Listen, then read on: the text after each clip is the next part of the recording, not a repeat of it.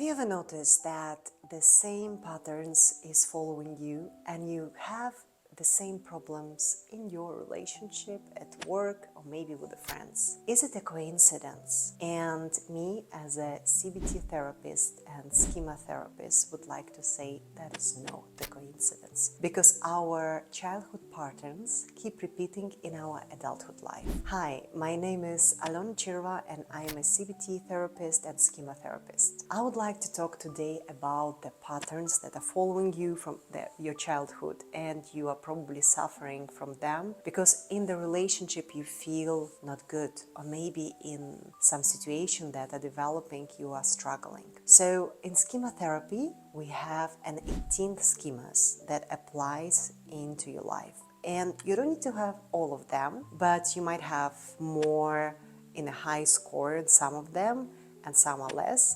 But I would like to show you an example in one of the schema that is very interesting schema, because many of my clients feel in a certain way and they don't know what to do with that. So apart from schema, the person has modes.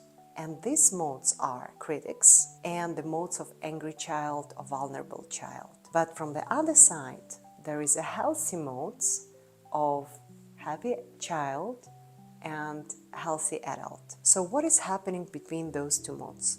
What is actually a mode? This will be a question, because the mode is something that we hear inside us as a voice. But from where does this voice come from? And usually it comes from the people who were raising us, who were taking care of us and keep telling us things that first we hear and then we internalize in our brain. So we start hearing those voices, but in our own way, we interpret them. And let's say if you have a schema of defectiveness. It's a very common schema because many of us feel that we are not good enough, there is something wrong with us, and I'm not good enough. How this schema is developed? First of all the schema develops in our childhood. So what happened in our childhood? The person who developed the schema always been criticized, neglected, or maybe even avoidant. So he feels that he is not worthy. There is something not good with me. And on a cognitive level, he's thinking, I'm not good enough. There is something wrong. I am unlovable, I am unworthy. So how does this schema affect your life? And if we will talk from a different perspective on the modes that are actually being activated. So one person with a schema defectiveness can have an avoidant mode.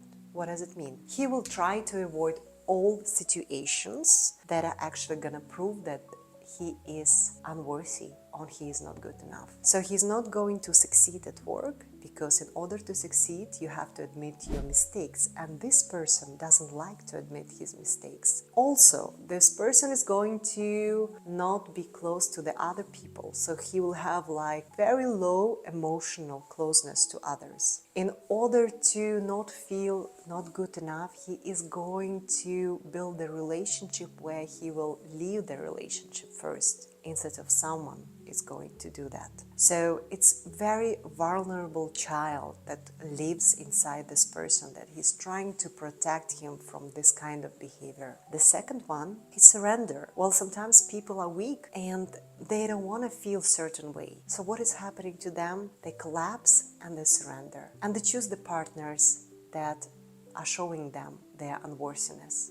They are criticizing them, that are neglecting them the same way as their parents were doing. And maybe also he is going to be a very vulnerable in a situation where he needs to show his emotional response. And the third way how the schema is being activated, it's overreaction or over capitalization, which means that I'm going to prove that I'm worthy enough, but I will do it in dysfunctional way. But the person doesn't understand that this is dysfunctional way. He thinks that it's okay. And usually you will see these people. They are perfectionists. They're trying to make everything perfect so the other people will see and value them for that. And it's very, very difficult for them to get a criticism, because criticism means that they're going back to vulnerability, and this is so dangerous for them. So those people are trying all the time to prove how good they are, and it never works. They